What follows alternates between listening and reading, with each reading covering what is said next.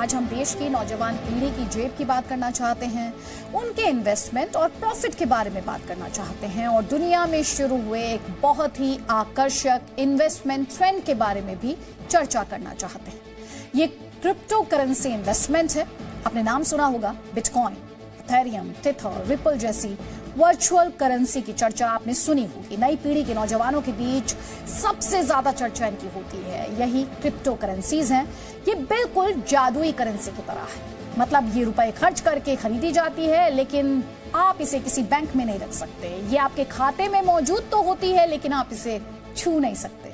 इसके जरिए आप सब कुछ खरीद फरोख्त कर सकते हैं, लेकिन इसकी कीमत की गारंटी आपको कोई नहीं देता है। फिर भी दुनिया इन क्रिप्टो करेंसीज के पीछे दीवानी है। तो है ना ये अपने आप में एक जादुई करेंसी? तो भला सोचिए, आज दुनिया में कौन सा ऐसा स्टॉक है जिसके एक शेयर की कीमत 50 लाख रुपए से ज्यादा है? आज कौन सी ऐसी करेंसी है जिसमें 100 रुपए का इन्वेस्टमेंट 2 महीने में 600 रुपयों का मुनाफा दे सकता है? कौन सा ऐसा तरीका है जो 100 रुपए के निवेश को 60 दिन में 1500 रुपए से भी अधिक हो सकता है? ये सारे नामुमकिन से दिखने वाले फायदे क्रिप्टो करेंसी इन्वेस्टमेंट में हो रहे हैं और इसीलिए हम इसे कह रहे हैं जादुई करेंसी। इस जादुई करेंसी के बाकी जल्वों की बात हम आगे करेंगे, लेकिन इस क्रिप्टो करेंसी ने फिलहाल तो भारत सरकार को सोचने के लिए मजबूर कर दिया है। इसलिए मजबूर कर दिया है क्योंकि क्रिप्टो करेंसी में इन्वेस्टमेंट के लिए तरह तरह के लुभावने विज्ञापन दिखाए जा रहे हैं। कम समय में सबसे अधिक मुनाफे का लालच दिया जा रहा है। दावा है इसी आकर्षण में 10 करोड़ से अधिक भारतीयों ने क्रिप्टो करेंसी में 6 लाख करोड़ रुपयों का निवेश कर रखा है। और ये खतरे की बात है कि सारा निवेश अनरेगुलेटेड है, यानी भारत सरकार का इस पर कोई नियंत्रण नहीं है। ये पैसा ड्रग्स मार्केट में जा रहा है, या टेरर फंडिंग में इसका इस्तेमाल हो रहा है, या फिर मनी लॉन्ड्रिंग हो रही है। इसमें से कुछ भी कहा नहीं जा सकता है और इसलिए इसी तरह की तमाम चिंताओं को देखते हुए भारत सरकार अब क्रिप्टो करेंसी को लेकर इसे रेगुलेट करने की तैयारी में है। इसके लिए आज ही वित्त मंत्रालय की स्थायी संसदीय समिति की जरूरी बैठक में चर्चा हुई है। इससे पहले शनिवार को प्रधानमंत्री नरेंद्र मोदी ने कई मंत्रालयों के अधिकारियों के साथ लंबी बैठक की थी। मेरे सहयोगी रविंद्र कुमार इस वक्त हमारे साथ हैं। आज की बैठक से क्या आसार समझ आ रहे हैं रविंद्र? क्योंकि इससे पहले प्राइम मिनिस्टर मोदी भी इस पर एक बहुत इंपॉर्टेंट मीटिंग ले चुके हैं, अहम मीटिंग ले चुके हैं। क्रिप्टो करेंसी और भारत सरकार के रुख की यहां पर बात करें तो आपके पास क्या इंफॉर्मेशन है?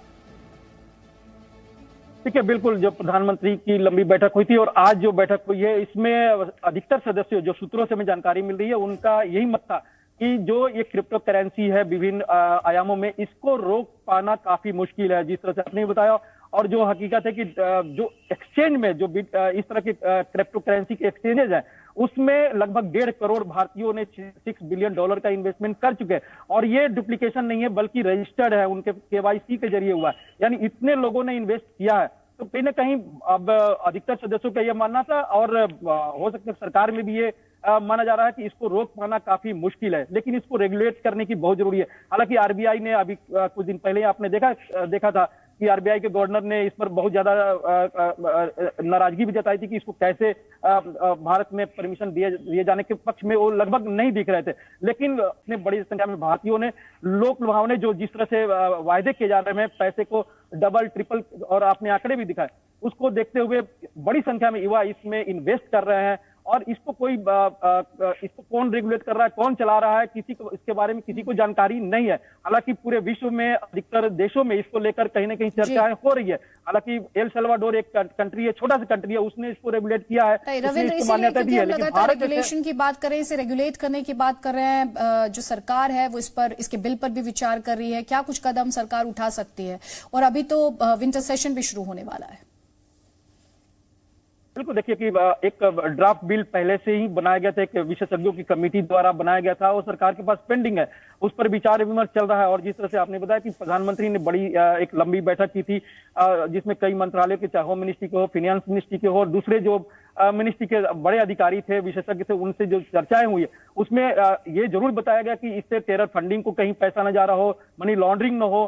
इस पर कहीं ना कहीं उसमें नाराजगी भी जताई गई थी। इसे रेगुलेट करना है, इस पर रोक लगाने की भी बात चर्चा हुई थी। लेकिन जैसा कि करें, सदस्यों का मानना है और जिस तरह से दिख रहा इसको रोक पाना काफी मुश्किल है। इसका कोई बाउंड्री नहीं है, इसका कौन इसको केयर कर रहा है, इसके बारे में बहुत ज्यादा जानकारी नहीं होती है। तो कहीं ना कहीं रेगुलेट करना ही सबसे बड़ी बात होगी। आरबीआई ने पहले ही इस पर अपने हाथ लगभग खड़े कर दिए। तो माना जा रहा है कि सेबी एक ऐसी संस्था है जिसको इसकी जिम्मेदारी दी जा सकती है। हालांकि इसके पहले ड्राफ्ट बिल जो है उसको कैबिनेट में चर्चा होगी, अगर वो अप्रूव होता है तो विंटर सेशन में आएगा। तो कहीं ना कहीं सबसे बड़ी चिंता यह है कि इस करेंसी को कैसे रेगुलेट किया जाए और इसमें जो युवा बड़ी संख्या में जो इन्वेस्ट कर रहे हैं उनके पैसा भी सुरक्षित रहे, टेरर फंडिंग में न जाए, हवाला में न जाए, मनी लॉन्ड्रिंग में न जाए। जिस तरीके से एक इनसिक्योरिटी है, एक रिस्क इन्वॉल्व है, उस पर भी तफसील से बात करने की जरूरत है। रविंद्र कुमार, बहुत बहुत शुक्रिया। हमने काफी कोशिश की इस क्रिप्टो करेंसी की पूरी वर्किंग को समझने की, लेकिन आज तक कहीं भी कोई भी कन्विंसिंग जवाब नहीं मिला कि ये होता क्या है, बनता कैसे है और इसका ट्रेड कैसे होता है, इसकी प्राइसिंग जो है वो किस पे निर्भर होती है। आज की तारीख में तो मुझे नहीं लगता कि ये कोई ऐसा रेगुलेटेड प्रोडक्ट है जिसमें हमें या कोई भी निवेशक को अपने पैसे लगाने चाहिए। सच्चाई ये भी है कि दुनिया में क्रिप्टो करेंसी में इन्वेस्टमेंट का बिजनेस इतना अधिक बढ़ चुका है कि एक अनुमान के मुताबिक 2050 तक ग्लोबल इकोनॉमी की हैसियत से भी बड़ी इसकी इकोनॉमिक नेटवर्थ हो सकती है। और इसीलिए भारत सरकार ने अब क्रिप्टो करेंसी की चुनौतियों और संभावनाओं को लेकर मंथन शुरू किया है। आज भी संसद की स्थायी समिति की जो बैठक हुई उसमें काफी डिटेल में बात हुई है।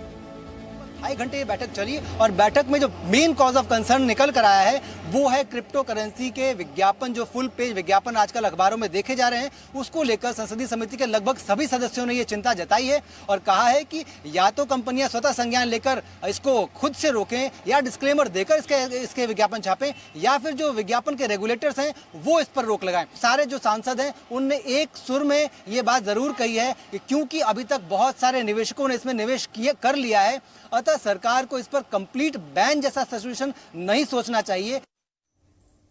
तो भारत सरकार का मंथन जारी है। शीतकालीन सत्र यानी विंटर सेशन तक कुछ फैसला भी हो सकता है।